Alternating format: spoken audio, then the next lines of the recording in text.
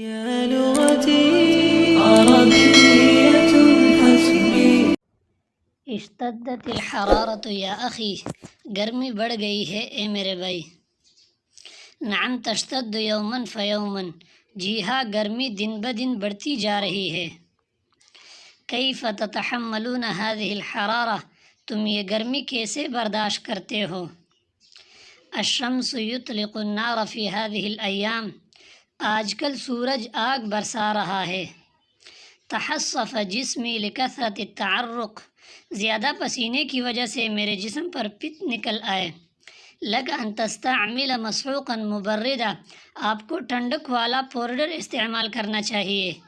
ابتل ثیابی بالعرق، میرے کپڑے پسینے سے تر ہو گئے۔ اذا شغل المکیف لیجف عرقک، پھر تو اے سی چلا دے تاکہ آپ کا پسینہ خشک ہو۔ یقول اہل الانواع الجویہ ان اليوم سیمطر السماء، موسمیات والے کہتے ہیں کہ آج بارش ہوگی۔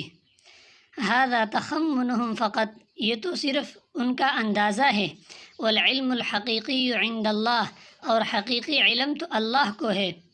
اقبلت سحابۃ علی وجہ السماء، آسمان پر بادل آ گئے ہیں۔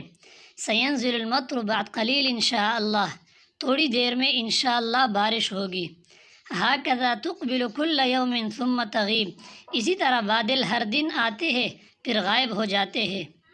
تفوح منک رائحۃ کریہہ للتعرق، آپ سے پسینے کی بدبو آ رہی ہے۔